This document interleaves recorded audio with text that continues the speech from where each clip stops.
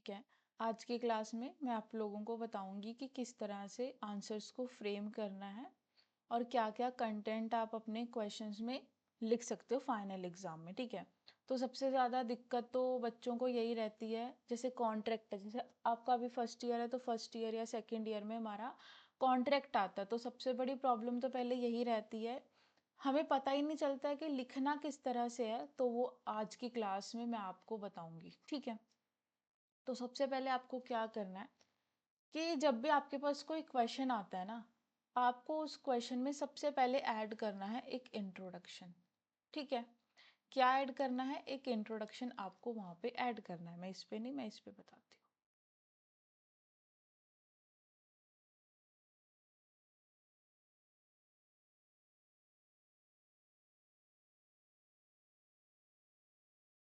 ठीक है। जैसे जैसे अभी मैं बताऊं तो वैसे वैसे आप लिखते रहना। ठीक है।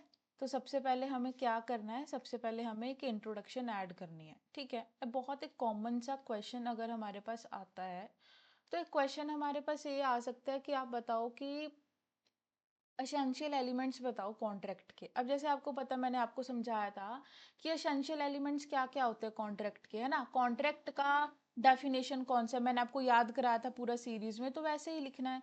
सबसे पहले आप लिखोगे कि जो कॉन्ट्रैक्ट है ना, ये हमारा ऐसा है, इंडियन कॉन्ट्रैक्ट एक्ट 1872 है। ठीक है।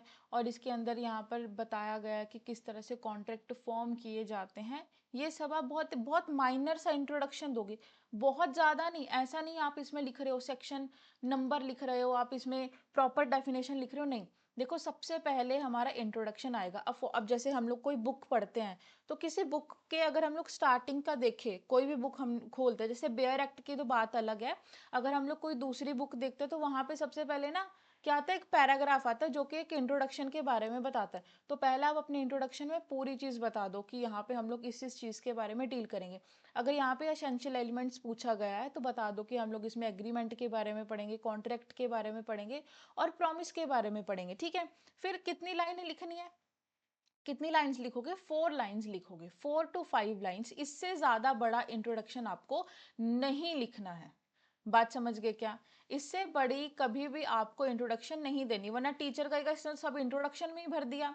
फिर उसके बाद एक नया, मतलब इसके बाद एक नया आपको वो करना है, एक डेफिनेशन लिखनी है, एक नया आपको पॉइंट बनाना है। ठीक है। पॉइंट बना लो नहीं बना लो उससे कोई फर्क नहीं पड़ता, आप लिखो यहाँ पे डेफिनेशन। अब एसेंशियल एलिमेंट्स में हमें हर एक डेफिनेशन आपको लिखनी पड़ेगी। आपको यहाँ पे प्रॉमिस की डेफिनेशन भी लिखनी पड़ेगी, आपको यहाँ पे एग्रीमेंट की डेफिनेशन भी लिखनी पड़ेगी, आपको यहाँ पे कॉन्ट्रैक्ट की डेफिनेशन भी लिखनी पड़ेगी। प्रॉमिस में प्रॉमिसर होता है, प्रॉमिसी होता है, आपको ये भी बताना पड़ेगा। ए बी ये जो भी है कंसिडरेशन भी आपको यहाँ पे मेंशन करना पड़ेगा। तो आप देख रहे हो कि कितनी सारी डेफिनेशंस हमारे यहाँ पे हो रही हैं, है ना। क्योंकि इन्होंने क्या क्वेश्चन पूछा, मैं एक ही क्वेश्चन बता रही हूँ एसेंशियल एलिमेंट्स का। तो अब एसेंशियल एलिमेंट्स का इसने क्वेश्चन पूछा है, तो उसमें आप ये डेफिनेशन लिखोगे ना। कॉन्ट्रैक्ट बनता कैसे, इसके साथ ही तो बनता है। अगर ये नहीं लिखोगे तो आपको नंबर नहीं मिलेंगे। बात समझ गए क्या? फिर आपको क्या लिखना है? डेफिनेशन लिखना है। फिर आप क्या करोगे? फिर आप स्टार्ट करोगे। अब आप अपना क्वेश्चन प्रॉपर तरीके से स्टार्ट करोगे। अब आप पहले एक छोटा सा एक पैराग्राफ लिखोगे, जिसके अंदर आप बताओगे कि फर्स्ट स्टेज हमारा एसेंशियल एलिमेंट्स, अगर हम लोग कॉन्ट्रैक्ट की बात करें तो हमारा सबसे पहले आता है प्रॉमिस। और आपने मेरे नोट्स में देखा होगा, मैंने अपने नोट्स में एक फ्लो चार्ट भी बनाया हुआ, भी दिखाऊंगी, तो आप उस तरह से मेंशन करना। सबसे पहले बताना कि प्रॉमिस। ठीक है। प्रॉमिस में अगर हम लोगों ने कंसिडरेशन को ऐड कर दिया तो हमारा बन जाता है एग्रीमेंट। और एग्रीमेंट में अगर हम लोगों ने इन्फोर्सेबल हो गया, मतलब पूरा इन्फोर्सेबल हो गया, तो वो हमारा क्या बन जाता है? कॉन्ट्रैक्ट बन जाता है। तो इस तरह से आपको फ्लो चार्ट बनाना है, या जो भी जिस भी तरह से आप 4 लाइनें में 4 लाइंस में एक्सप्लेन कर दो छोटा सा पैराग्राफ तो भी चलेगा। और अदरवाइज आप इसका एक फ्लो चार्ट बना दो, इसमें फ्लो चार्ट लिखा हुआ होगा।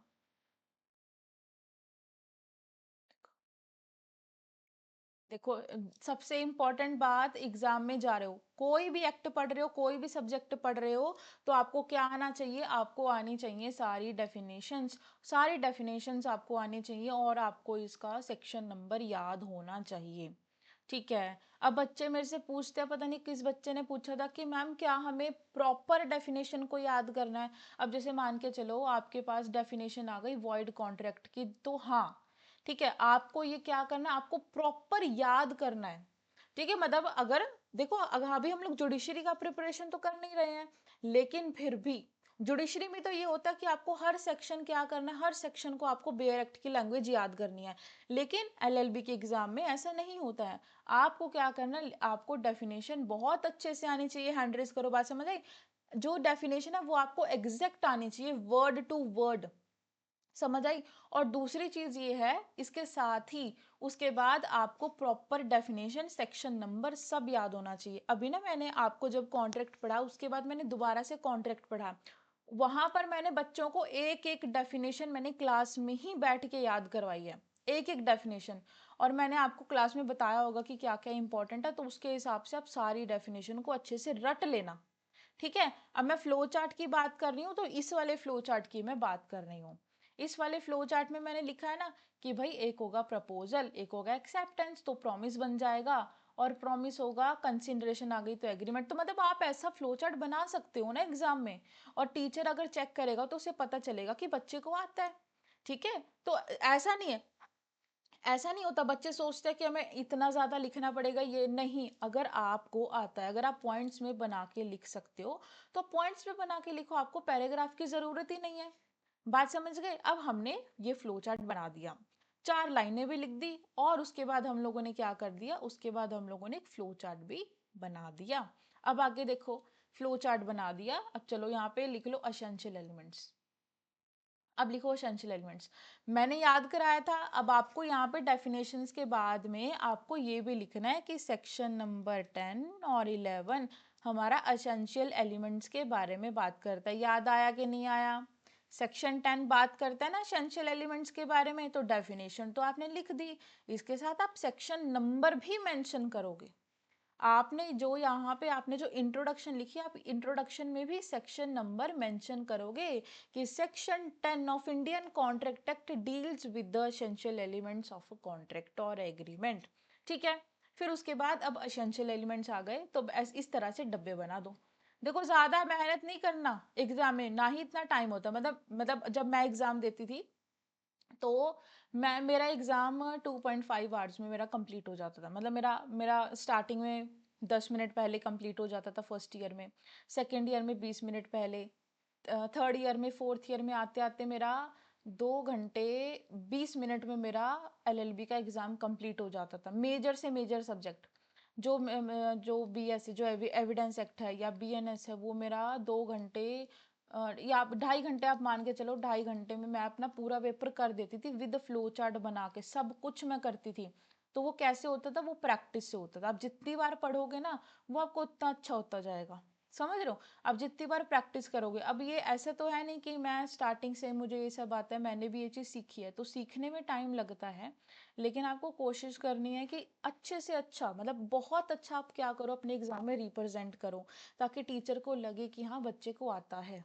बात समझ के? इस तरह से फ्लो चार्ट बना लो, और फिर यहाँ पे लिख दो कि क्या है भाई, सबसे पहले तो क्या होना चाहिए, फ्री कंसेंट होना चाहिए। ऐसे बहुत सारी चीजें लिखिए, 18 साल की उम्र होनी चाहिए, साउंड माइंड होना चाहिए। लिख सकते हो ना ऐसे डब्बे बना के, कोई दिक्कत वाली बात नहीं है, टीचर को अच्छे से समझ आ जाएगा कि हाँ भाई, बच्चे को आता है ना। ये देखो यहाँ पे लिखा होगा, ये देखो कि पार्टीज होनी चाहिए, ऑफर प्रपोजल होना चाहिए, एक्सेप्टेंस होना चाहिए, प्रॉमिस होना चाहिए, कंसिडरेशन होना चाहिए, है ना। तो इस तरह से उसके बाद मैंने क्या किया, मैंने इन्हीं एसेंशियल एलिमेंट्स को एक्सप्लेन किया है कि पार्टीज का मतलब क्या, कि 2 या 2 से ज्यादा पार्टीज होनी चाहिए, ऑफर और प्रपोजल होना चाहिए। ठीक है, ये देखो, इस तरह से अपने एग्जाम में एक्सप्लेन कर दो। अब चलो, अब आपने ये तो ठीक है देख लिया, अब आपने फ्लो चार्ट बना दिया। अब फ्लो चार्ट में क्या करो, ये पहला पॉइंट लिखा था कि 18 साल से बड़ा होना चाहिए, 2 पार्टीज होनी चाहिए। अब इसे एक्सप्लेन करो, अब इसे एक्सप्लेन करो 3 to 4 लाइंस में, बहुत आराम से एक्सप्लेन कर सकते हैं। अगर आपको सारे सारे पॉइंट्स याद है, इसे अंडरलाइन कर दो। सारे पॉइंट्स याद है, तो आप बहुत अच्छे से इसे एक्सप्लेन कर सकते हो। फिर ऐसे ही सारे पॉइंट्स को एक्सप्लेन कर दो, 6 से 7 पॉइंट आपको लिखने हैं एग्जाम में। प्लस आपको 2 केस लॉज़ लिखने हैं। सारे बच्चे पूछते हैं मैम कितने केस लॉज़ लिखें एक क्वेश्चन में? भाई 2 इनफ रहते हैं। ठीक है, ज़रूरी नहीं है कि आपको 4-5 केस लॉज़ लिख कर आने हैं एक क्वेश्चन में, नहीं, सिर्फ 2 लिखो। अगर 1 आता है 1 लिख दो, 2 आता है 2 लिख दो, अगर नहीं आता तो छोड़ दो। कोई दिक्कत वाली बात नहीं है क्योंकि आपने कंटेंट तो लिखा है ना, फिर उसके बाद आप इसको सब सारे पॉइंट्स को एक्सप्लेन करोगे ऐसे 3-3 4-4 लाइनों में, तो आपका कितना लंबा क्वेश्चन हो गया। फिर उसके बाद आप लास्ट में क्या लिखोगे? केस लिखोगे। मैंने आपको इसमें 2-3 केस लॉज़ बताए थे, एक बेल्फर वर्सेस बेल्फर का था, एक मोरी बीबी वर्सेस धर्मोदास का केस था, उसे एक्सप्लेन करोगे और फिर लास्ट में आप क्या करोगे? लास्ट में आप कंक्लूजन लिखोगे। ठीक है, कंक्लूजन का मतलब समझ लो कि अब हमारा आंसर खत्म, बस अब जो मेन मेन चीज है कि हाँ भाई हमने इसमें ये चीज डिस्कस किया, हमने ये डिस्कस किया कि इसमें क्या होना चाहिए, साउंड माइंड होना चाहिए पर्सन। ठीक है, उसमें इंसान क्या है, उसकी फ्री कंसेंट होनी चाहिए, अगर फ्री कंसेंट नहीं है तो वो वैलिड एग्रीमेंट नहीं माना जाएगा। ये सब लिख दो, इसकी भी 4 लाइनें लिखनी है। मतलब मैं सिंपल आपको बताती हूँ, ज़्यादा दिमाग मत लगाना। आपने जो इंट्रोडक्शन में लिखा है ना, वैसा ही सेम आप कंक्लूजन में लिख दो, वैसा ही सेम लिख दो। इतना तो देखो बंदे के पास टाइम ही नहीं होता कि वो बैठ के सोचे कि मैं क्या लिखूं क्या लिखूं। जैसा इंट्रोडक्शन में लिखा है ना, ऊपर 1-2 लाइन ऊपर नीचे करके वैसे ही कंक्लूजन में लिख दो। तो इस तरह से आपको अपना पूरा एक लॉन्ग क्वेश्चन करके आना है एग्जाम में। समझ गए? मैं सारे बच्चों को मैं यही चीज समझा रही हूँ, लेकिन उनको फिर भी समझ नहीं आ रहा है। ठीक है, अब इसमें हमारे काफी सारे कुछ इम्पोर्टेंट क्वेश्चंस भी हैं। पता नहीं मैंने लिखा है कि नहीं लिखा है।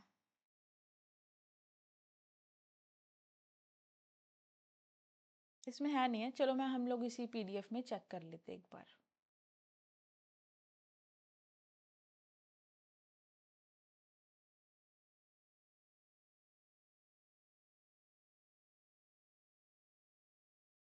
इसमें मैंने लास्ट में लिखे हुए हैं। देखो ये जो मैंने फ्रेम किया हुआ है ना, ये मैंने प्रॉपर क्वेश्चंस आंसर किया उसके लिए फ्रेम किया हुआ है कि एसेंशियल एलिमेंट्स बताने हैं ना, तो इस तरह से लिखोगे, ये वाला फ्लो चार्ट बनाओगे। ठीक है, इस तरह से आप एक पॉइंट लिखोगे, फिर आप उसको 3 से 4 लाइनों में एक्सप्लेन करोगे। इस तरह से आपको लिख के आना है। समझ गए क्या? अब कोई डाउट? अब पूछो कैसे लिखना है, क्या कोई भी डाउट आ रहा है दिमाग में तो पूछो। इस तरह से आप फ्लो चार्ट बना के आ सकते हो। समझ गए? इस तरह से करके आना है। ऑफर का आ सकता है तो ऑफर में भी इस तरह से लिख के आओगे, इस तरह से आपको करना है। ठीक है, बात समझ गए क्या? कोई डाउट यस आपको? मैम, मतलब एक वो क्वेश्चन के आंसर में 2 केस लिखना जरूरी है कि उससे ज्यादा लिख सकते हैं? हाँ, उससे ज्यादा लिख सकते हैं, लेकिन इतना टाइम होता किसके इतना पास टाइम है? दिया था। हाँ, तो मैम पूरा शॉर्ट में लिखना है केस की, पूरा डिटेल में लिखना पड़ेगा अगर एक सिर्फ दो हेड केस? लिख दो। पूरा मतलब बस हेड बस लिख? पूरा, हाँ, पूरा हेड लिख दो। देखो वो तो डिपेंड करता है केस के ऊपर। अब जैसे मान के चलो मोहरी बीबी का केस है ना, मोहरी बीबी वर्सेस धर्मोदास, बहुत इंपॉर्टेंट केस है, लैंडमार्क जजमेंट है। तो इसमें आप उसका फैक्ट लिखो। और फैक्ट भी ये नहीं कि बस आपने बहुत डिटेल में जा रहे हो, बहुत ज्यादा डिटेल में आपने पूरा एक पेज भर दिया, ऐसा नहीं होना चाहिए। बस 4 से 5 लाइनों का फैक्ट लिखो और फिर 2 से 3 लाइनों का हेड लिख दो। ये तो है लैंडमार्क जजमेंट जो बहुत इंपॉर्टेंट है।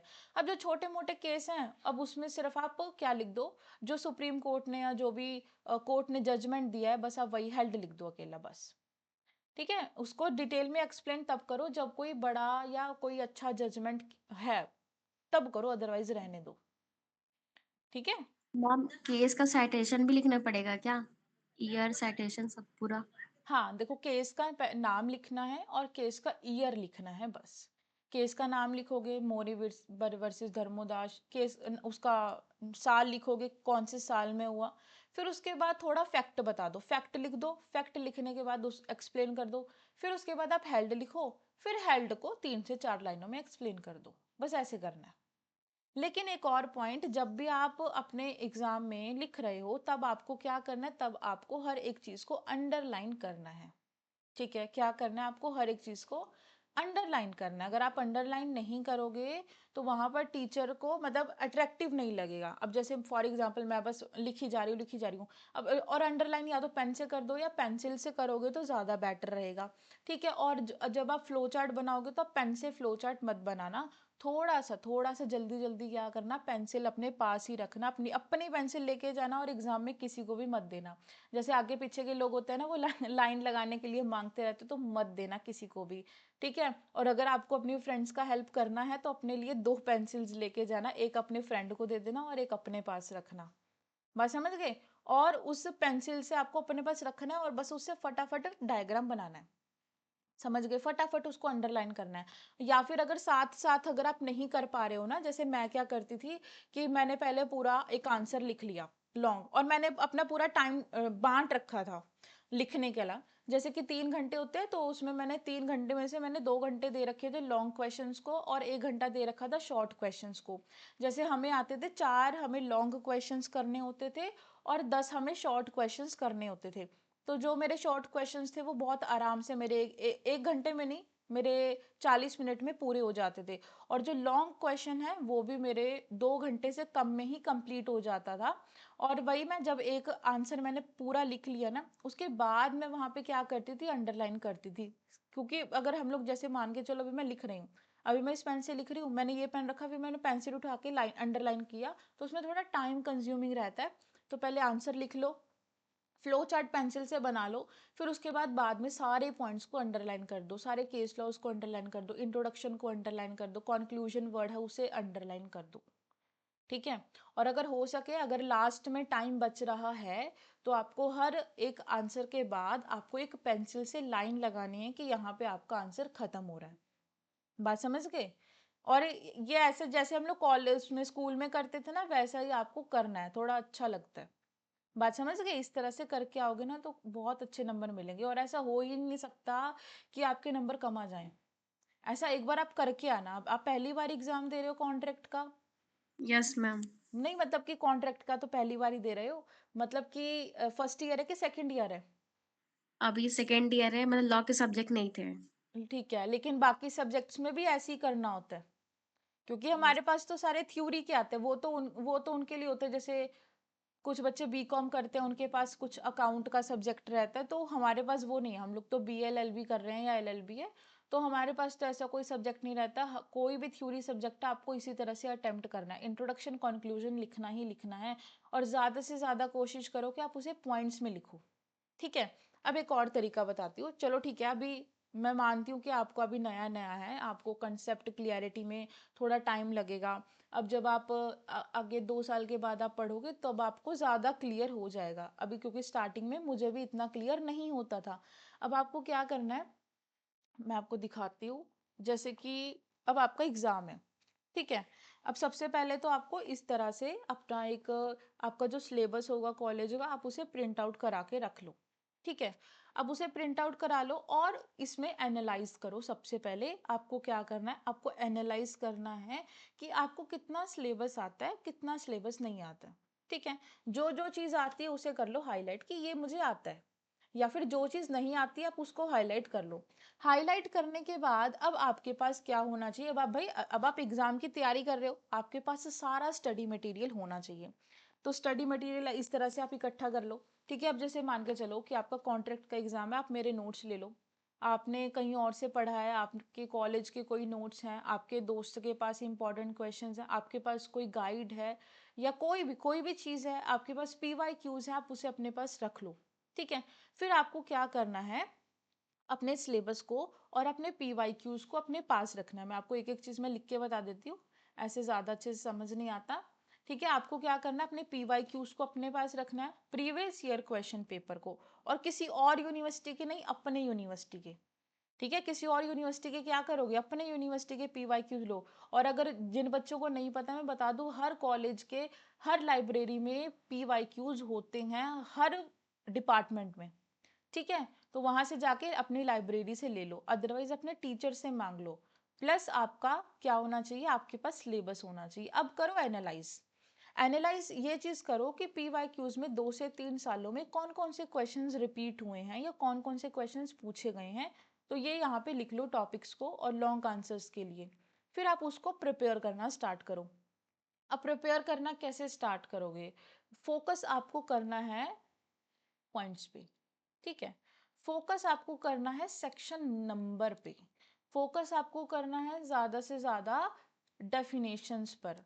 ठीक है, जो चीज़ इम्पोर्टेंट है आपको उस पे ज़्यादा फोकस करना है। फिर आप क्या करो कि अब मान के चलो आपने पूरी सारा चीज़ पढ़ लिया, आपके पास नोट्स थे, आपने सेक्शन नंबर याद कर ली। अब आपको क्या करना है, अब आपका एग्ज़ाम है। ठीक है, अब आपका एग्ज़ाम मान के चलो 5 दिन के बाद है, तो अब आप क्या अलग-अलग ऐसे अलग-अलग आप नोटबुक ओपन करके अपने ढूँढोगे क्या याद करने के लिए? नहीं। आपको क्या करना है, आपको सारा मटेरियल एक जगह कर लेना है। जैसे मैं क्या करती थी, मेरे कुछ नोट्स किसी नोटबुक में, कुछ नोट्स किसी में, तो मैं उसको फाड़ के मैं पिन करके अपने पास एक प्रॉपर एक इतनी सी मतलब इतने से पेजेस की एक नोटबुक बना लेना पिन करके, कि बस अब एग्जाम में मैं सिर्फ यहीं से पढ़ूंगी, कहीं और से नहीं पढ़ूंगी। तो इस तरह से आप करके देखना।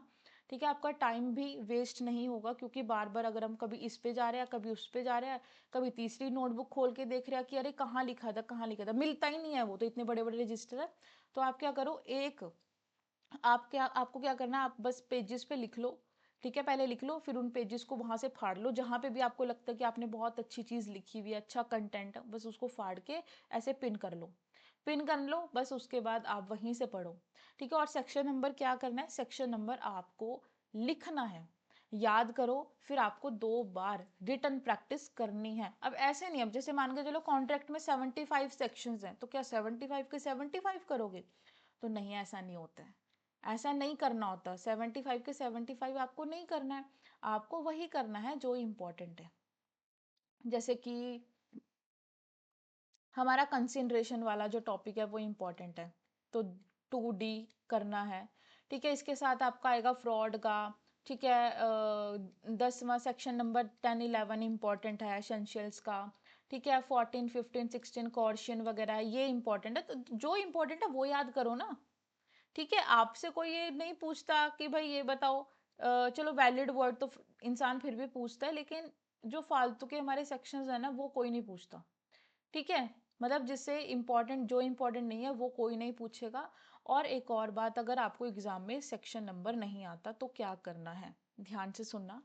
अब हमारे टाइम पे क्या होता था, मतलब सबके साथ ही ऐसा होता होगा कि मान के चलो मुझे कोई सेक्शन नंबर मैंने याद किया लेकिन मुझे याद नहीं आ रहा, तो मैंने क्या किया, मैंने उसकी जगह छोड़ दी। मैंने ऐसे लिखा सेक्शन जगह छोड़ दी, आगे लिख दिया अंडर इंडियन कॉन्ट्रैक्ट एक्ट 1872।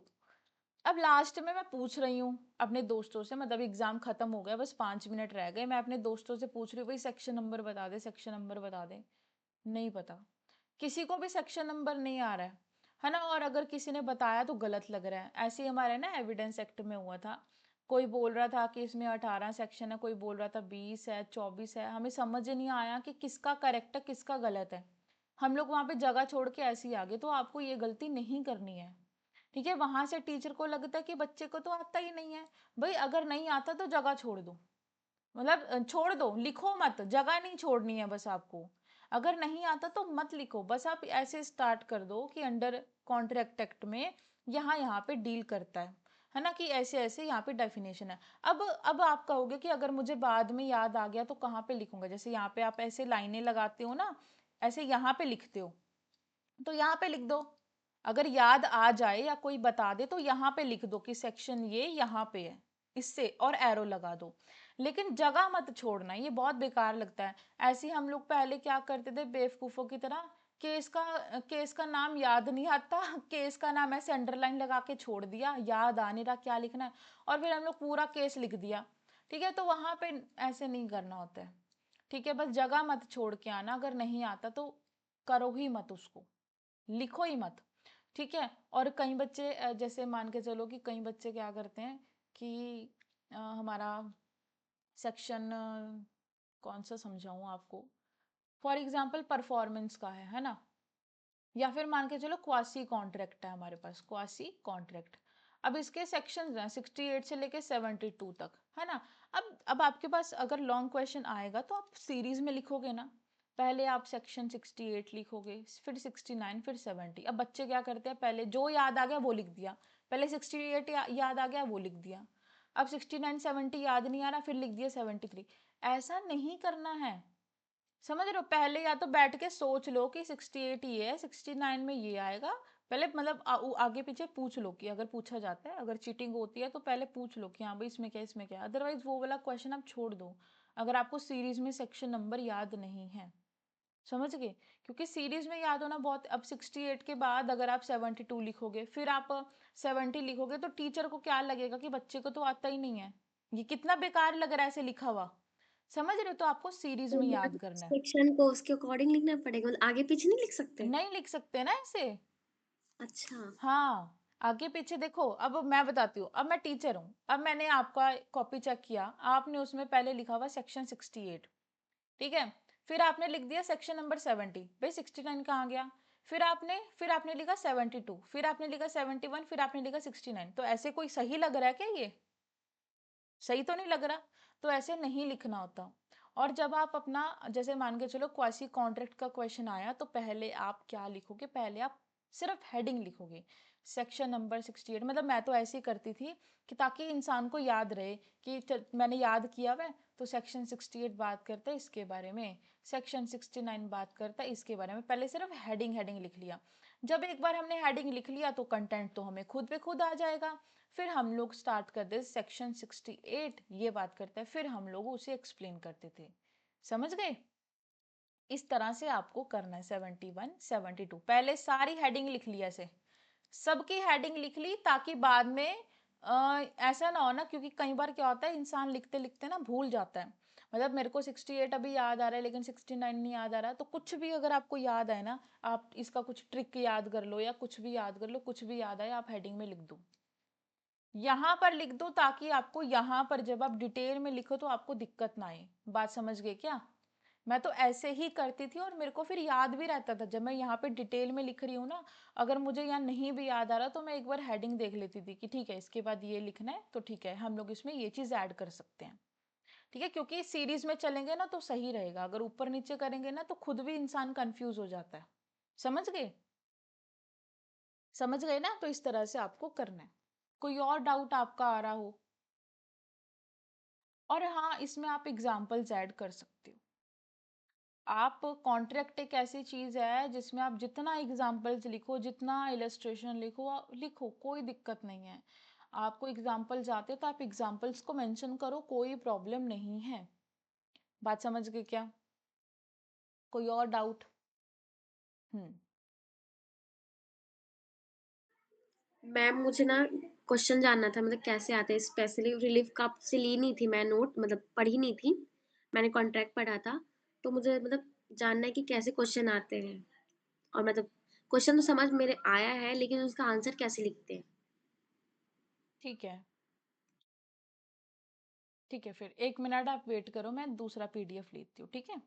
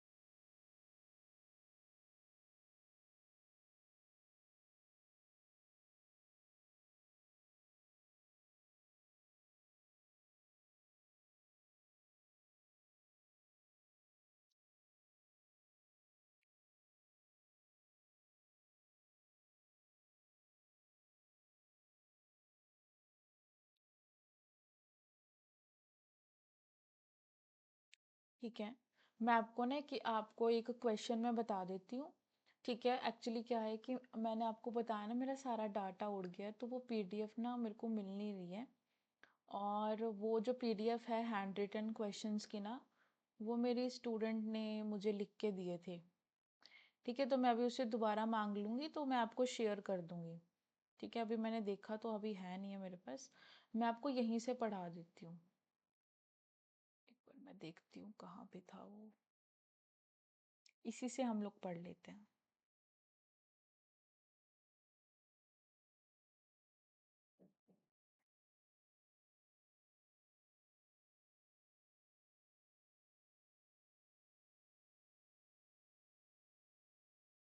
तो कॉन्स्टिट्यूशन,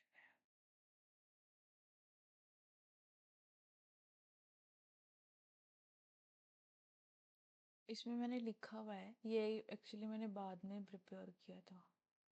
देख लो, इसमें एक क्वेश्चन मैं आपको बता देती हूँ। एसेंशियल्स का तो बता ही दिया।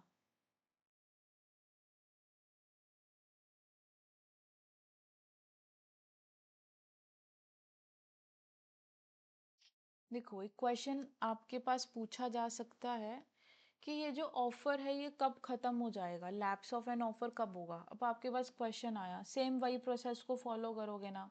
क्या लिखोगे, इंट्रोडक्शन लिखोगे, इंट्रोडक्शन के बाद ऑफर प्रपोजल कहाँ लिखा हुआ है वो आप मेंशन करोगे। फिर आपके पास इस तरह से आपको पॉइंट्स लिखना है, तो पहले आप इसका क्या बनाओगे, फ्लो चार्ट बनाओगे। फ्लो चार्ट बनाने के बाद आप उसको मेंशन करोगे। अब देखो, अब अगर आप ये मेरे से पूछ रहे हो कि ये किस तरह से लिखना है, मतलब ये तो मैंने बता दिया कि आपको आंसर इस तरह से लिखना है। लेकिन अगर आप ये पूछ रहे हो कि इसमें मुझे कंटेंट किस तरह से लिखना है, तो वो आपको प्रिपेयर करना पड़ेगा। ठीक है, मतलब कि मैंने तो, जैसे आपने मेरे से क्लास ली ना, तो मैंने तो आपको हर एक चीज समझाई। अब वहां पे आपको हर एक चीज को लर्न करना पड़ेगा। और याद भी नहीं, देखो ऐसे रट्टा तो हम लोग इतनी चीज का मार नहीं सकते, तो आप क्या करो, जस्ट आप पॉइंट्स को समझो, थोड़ा रिटर्न प्रैक्टिस करो और उससे सब हो जाएगा। ठीक है, मैं बोलती हूँ ना कि रिटर्न प्रैक्टिस करो हमेशा। मैंने अभी भी आपको ये बोला कि सेक्शन नंबर्स को भी लिख लिख के याद करो। ठीक है, हाइलाइटर्स का यूज करो, ज्यादा से ज्यादा जो इंपॉर्टेंट लगे उसको हाईलाइट कर दो, अपने बेयरक्ट को अपने पास ही रखो। ठीक है, और नोट्स देखो, बहुत बड़ी गलती है अगर आप अभी भी नोट्स फोन से पढ़ रहे हो। जो मैंने आपको नोट्स दिया, अगर आप वो अभी भी फोन से पढ़ रहे हो तो बहुत गलत बात है, आप उसका एक प्रिंट आउट करा लो। क्योंकि बार बार अगर आप फोन में, एग्जाम्स के टाइम पे अगर आप लोग अपना फोन यूज करोगे नोट्स के लिए, तो आप रील्स पे चले जाओगे। तो इससे बेटर है कि आप लोग क्या करो, नोट्स का प्रिंट आउट करा लो। ठीक है, और जैसे ये पहला पॉइंट। हाँ। मतलब मैं बना रही थी उसमें ना, मैंने 48 तक बनाया, उसके बाद टाइम नहीं मिला मुझे और कुछ इधर का पढ़ना था, तो आपका नोट्स है उसको प्रिंट आउट करा के पकड़ी, तो दोनों से पढ़ रही हूँ। हाँ सही, आपका तो हिंदी में है ना। हाँ, तो ना मैं ज़्यादा लिखी नहीं हूँ, मतलब अभी 48 तक लिखा है, सेक्शन पूरा नहीं लिखा है, बस वही तक लिख के पाई। उसके आगे नहीं बढ़ी, तो अभी छोड़ दी, एग्ज़ाम के बाद लिखूँगी उसको। कोई बात नहीं। ठीक है। हाँ, तो आपके जो नोट्स है ना, तो उसको मैं प्रिंट आउट करा के पकड़ी हूँ, तो हाँ वहाँ से भी देख रही सही है। ठीक है, तो इसी तरह से आपको करना है, ऐसे ही लाइन लगा दो, फिर उसको एक्सप्लेन कर दो, तीसरा पॉइंट लिख दो। मतलब ये तो आपका कंटेंट, आप जैसे याद करोगे आप वैसे लिखोगे। ठीक है, तो ऐसे तो बहुत, मतलब ऐसे तो बहुत सारे क्वेश्चंस बनते हैं हमारे। एक बार मैं वो लड़की से, मैसेज तो मैंने उसको कर दिया है, वो मेरे को भेज देगी तो मैं आपको शेयर कर दूंगी। ठीक है, ऐसे ही आप डेली मेरे से क्वेश्चंस पूछते रहना। ठीक है, एक सेकंड, अभी हम लोग